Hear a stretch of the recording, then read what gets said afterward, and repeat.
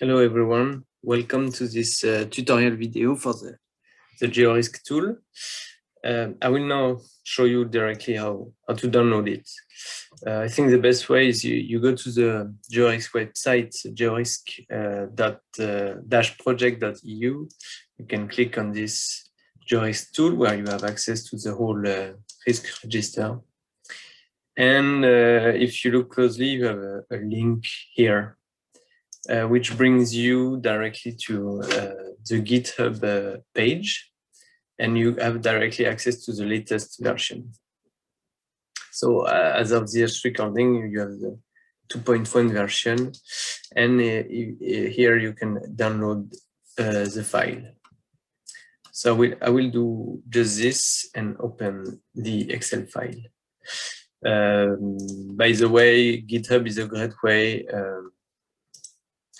to keep track of changes, and if you have any issue, you can go on this page and add a new issue, and so asking for a new feature or correcting a bug.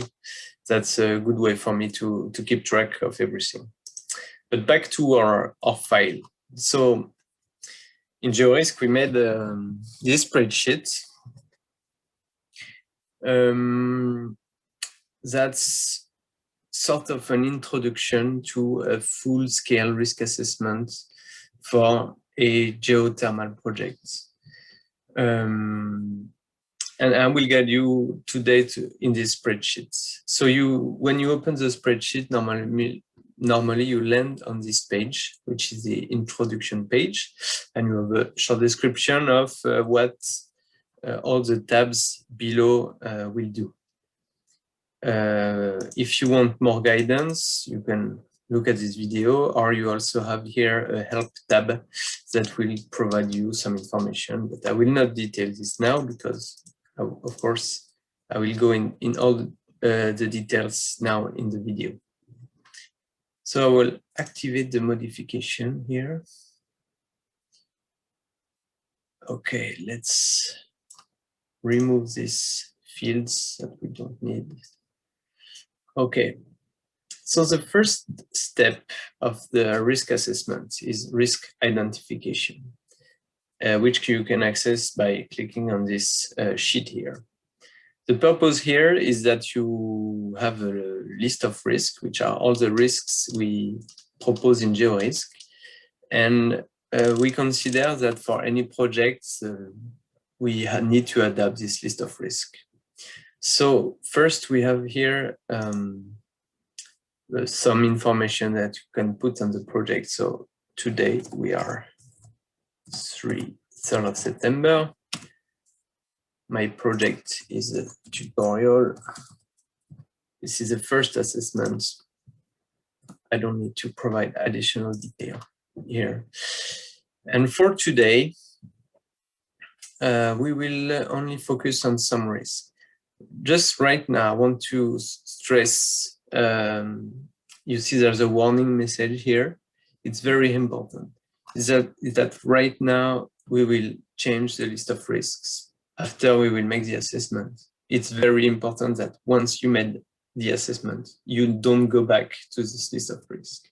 Otherwise, it messes everything and the risk does not correspond to the assessment anymore. So it's very, very, very important. Okay, now we remember this, we can delete this part.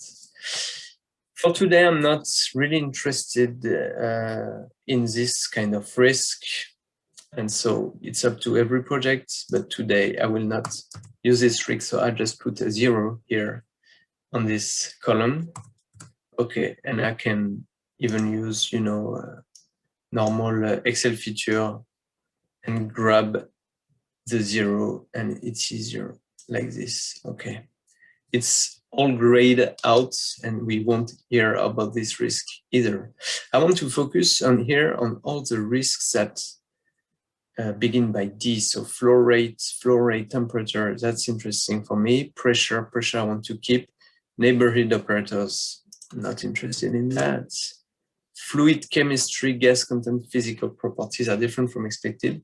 Okay, I'm very interested in that one, but I think it's too broad for today, and so I will change how it's written. So I will keep only this part so I can really edit the risk as I want. Fluid chemistry are different from expected, but I am interested in this gas production stuff. And so I will go below and add a new risk. And I will call it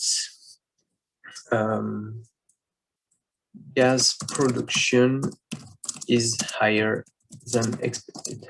Really concerned about this, and it's, I can change here the category. So I will do that and put this in a operational category.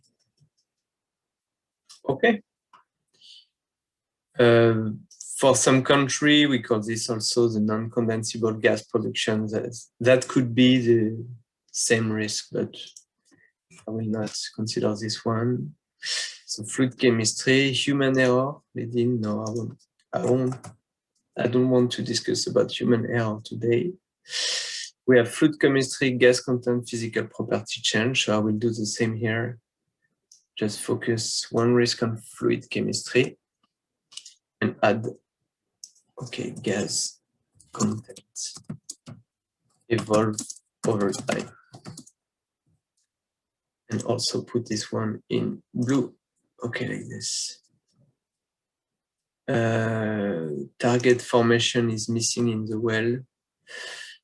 Target formation has no insufficient fluid for commercial production. Okay, okay, geology, excessive scaling, excessive corrosion, particle production, hydraulic connectivity. Okay, I keep all the D, you see the D categories here, and all the rest I'm not interested really. So I will put 0 everywhere, always grabbing like this.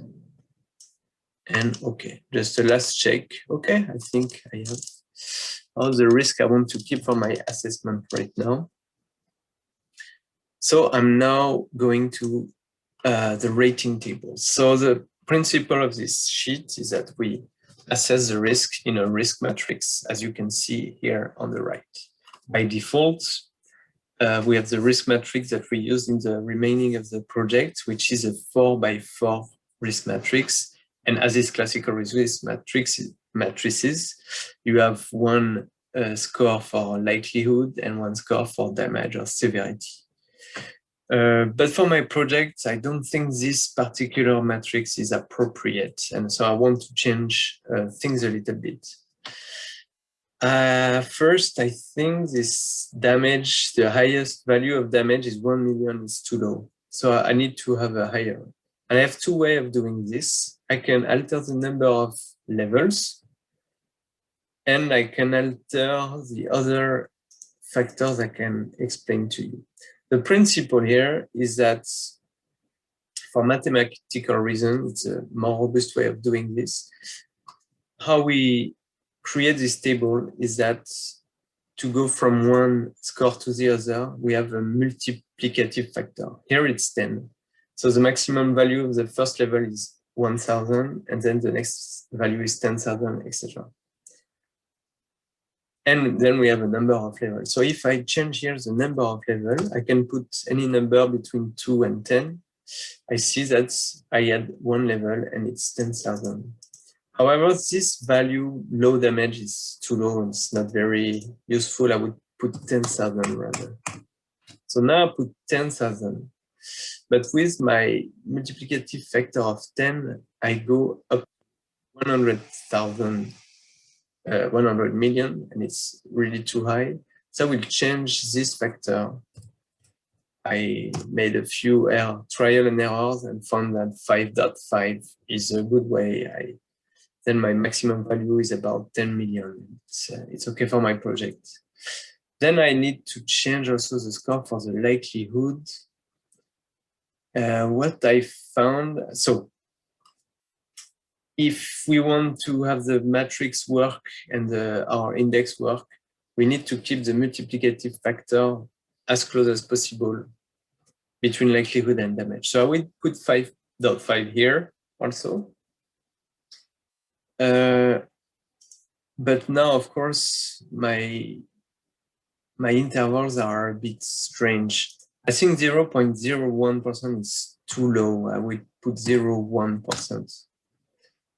And now it's go up to 16, and maybe I need to add a level. Okay, now it goes up to 90%. That's okay, actually. And then we can see on the right, there's by default some acceptability thresholds. So we compute the sum of both scores. I don't go into details here, but we assume it's a logarithmic scale, and it's then makes sense to sum the scores, and it's a bit more robust. Some authors prefer the logarithmic scale. By default, the thresholds are 5 and 7. I see here the red zone is too big and the orange zone is too big, so I will change that, maybe 9, and here maybe 7. Okay, that looks better. But after reflection, I found that it doesn't really reflect the value we have in our company. So what I will do is that I will not take the default construction for my acceptability thresholds. I will instead use my own rating tables by using this drop-down menu here. And you see that we have a new matrix here, which looks similar to the previous one, but now it doesn't depend on preset thresholds. It just depends on 1, 2, and 3 that I put in this matrix. So by default, it considers a 4x4 matrix, so I need to add new numbers to fill the whole 5x5 matrix. So I will put 1 here, and it appears in green. Okay, that's good. I will put 1 here, 2 here, 2 here. Okay, that's good. 1 here, 2. So 2 is orange, 1 is green, and 3 is red, of course. And I will do, yeah, probably like this: 2, 3, 2, 2, 3, 3, 3. Okay, I'm happy with this new matrix. As you see, it's a bit lopsided, and it's actually the kind of matrix you can build if you have some risk aversion. So in my case, I'm averse to higher damage risk. So you see that, for instance, a risk that is scored here 5 on damage and 2 on likelihood is less acceptable. That instead risk that is it's as 5 and 1 is higher than 5 and 1 and 5. Basically, that's the principle. But if you want a standard, you can keep the other kind of matrix. Okay, so now I have designed my matrix. Of course, you can change about anything. So by default, we have this multiplicative factor, but you are free actually to put here any value. It's just indicative for the people who will assess the risk to help them to score the risk. So you have to remember, okay, 3 is between it's expected consequence between 55,000 and 300. We also have description here, and we can change the description if it helps to fill the value. So that's very low damage, that's low damage, that's medium damage, okay, high damage. Maybe here it's catastrophic damage. Catastrophic damage. Okay. If I'm not happy, I can change anything. Here, by default, it proposes some sentence. You can see when I select one cell, there's a complicated function up there, but it's entirely free. You can change. So that's not nil chance. That's rather low chance of occurrence. So I will put low chance of occurrence. Then it was a mild chance of occurrence, moderate, high, and I think that's a very high chance of occurrence. Very high chances of occurrence. Okay. Okay, now I'm happy with my table. Of course, you see in here, as for likelihood and damage, I repeat, you can put up to 10, so you can have up to a 10 by 10 matrix. Depends on what you need really, but I think 5 by 5 is pretty standard matrix in here, and the value seems correct. Okay, now I can click on the risk assessment sheets. You can see here that, okay, I have this risk, my new risk. I don't want, no, I don't want new risk 3. Okay, there was, okay. So, and there's a lot of value here that are bogus. I removed a lot of risk by default. We put 1, you can just delete this. And now I have this table of all the risk I want to assess today for my project. So I can put here a little date for my first assessments. So it will be today, 3/9/2021. It's okay. So by the way, you can change some cells, but you cannot, for instance, this index here is computed automatically and you cannot put anything, otherwise you get an error like this, just for your information. But you see, there's other thing you can change. By default, the category here is called operation and geology. You can actually change the naming here in this cell. So instead of operation and geology, I will call it subsurface risks. That's how we call it here, so subsurface risks. We will see. Okay.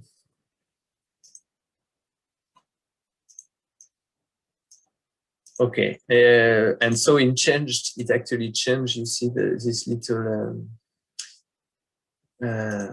little drop-down menu. So I just need to assign this new risk to subsurface risks again. You see, otherwise it disappeared. Okay, now it's working. So now I need to just put numbers in this. So that's the role of analysts. Generally, you will do this with a lot of people around. You can have dedicated spreadsheets. We don't really give support in this worksheet.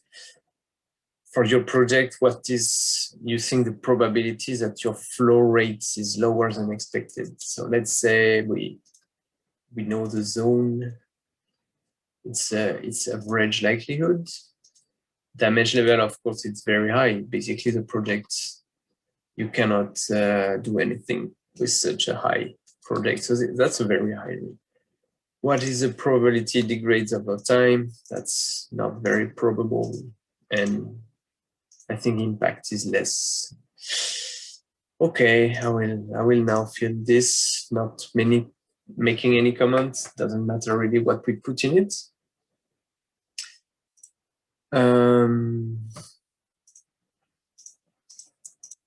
Just putting some numbers here. Okay, just varying things a little bit. 2, okay. 1, 4,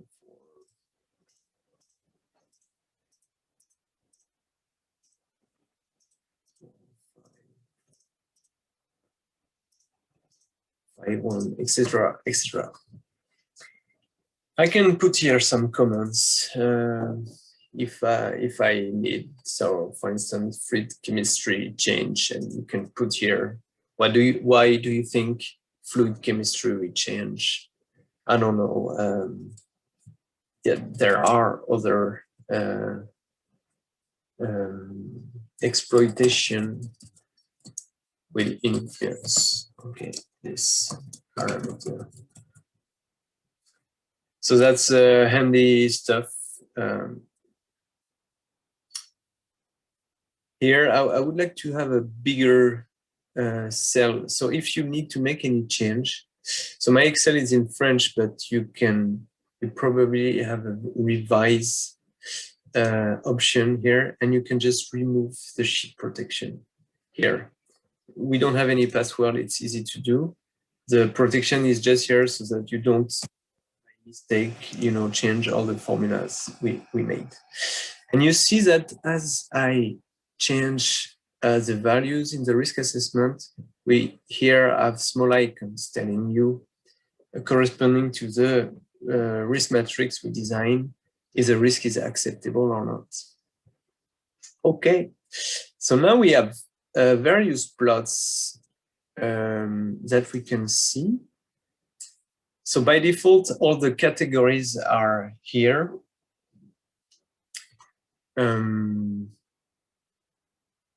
But today we just focused on one category. And I saw that this title didn't change, by the way, but it doesn't really matter at this stage. I think you can probably just, no, you cannot click, so you can probably remove, I will do it. You can remove the protection and change subsurface risks if you need. Okay, so that's, and you can re-put protection again. Okay, subsurface risks. And you see all my risks, okay. So now, from now on, risks are only mentioned with their IDs. So you sometimes needs to go back to this risk assessment or the risk identification field to remember, like, oh yeah, D1 is flow rate lower than expected. And if you see the plots, you see that it automatically highlights, as in the risk assessment sheets, those risks that are red, those risks that are yellow or orange, and the other risks are acceptable according to your matrix. So you know that for this assessment, you need to focus on the D1 and D4, and in a lesser extent, D3, D7, D9, okay? I will show you also, we have other plots. For instance, you can here click on the plot matrix heat, and it will show you, your risk matrix again, with again the IDs of the risks as you rated them. So you see again D4, D1 is in the red zone, and we have 3 risks in the orange zone. And so that's those risks that you should focus on your work. So I'm going back to the risk assessments. And what does it mean to work on your risk? You can, the best way is to add mitigation measures, or you can make several work. And so if you need any information, we have collected a lot of information on the GEORISK website. So for instance, you need to do something about this flow rate lower than expected. You have here small links, and you can click, and it will automatically open the GEORISK website on the correct risk sheets. And you have here a description of the risk. The risk is, in this case, the flow rate. Some information about potential consequences, the phases where it happens. And we have also a list of mitigation measures. How you can prevent, monitor, or correct this risk. So what we will do, best practice for well completion design. Okay, so we will see, maybe you make a little work, you make your little assessment, and you decide that you will have a, let's say, horizontal well in your case, because you're not confident the flow rates will be lower. So you can put here, and now you can reassess the likelihood. So the likelihood is that it's become less likely that your risk will be that high, and the damage level in any case will be also low. So now you have this risk, which is just 5, and it's turned green. That's very good. I can make, so you can, copy paste some values and see if you do various stuff, how it lowers the risks, either likelihood or stuff like this. Okay, far 2, and here it's 3. Okay. Just putting a lot of numbers here. And so you can see, so my plots didn't change, but now I also have reassessment plots, another sheet here. And I have the same kind of plots, and you can see the result of your new assessment. And now I only have one risk in yellow, the default risk, etc. I will now present you another visualization, which is a plot matrix dots. So by default, you don't see anything, and you here have various colors, and you can choose which risk you want to visualize. So you only have here the list of risks that you selected. So if I'm interested in D1, then I have this two graphs, which are really similar. The first one, we have a bubble, which is the size of your risk index. And the first assessment is in plain color. And for the second assessment, you have a white bubble inside. And so here you can really visualize how you manage to reduce risks. And you can visualize like this, several risks. Okay, you can see that below you have the same, but the bubble is always the same size, and it's slightly a little bit off the mark. So if you have several, similar risks, so for instance, N1 is a 1-1, you cannot distinguish the first assessment from the second. And here below, you see that the bubble is slightly a few millimeters away. So that's it was a trick we put so you can actually see the points when they all score the same. So that's the first graph you can use to visualize how the risk evolve over time. I already presented this risk matrix hits, and of course you have the plot matrix hit corresponding to the second assessment, which is called here the re-plot matrix hit. And you can see, so if you have a bunch of risks, in this case, only scored 1-1, they appear as a list. So it's a different version of the other plots. Here we can see where we have many risks that are scored similar. And so you see the result, only one risk left. So I think I made it to the end of this sheet. As I said, you can have also a help sheet here. And I think that's it. So I repeat myself, if you have any remark, any comment, any bug, you can really go on this GitHub page and just, submit a new issue, say it doesn't work, and you explain here why it doesn't work. And if I can make something, I will try to improve the sheet.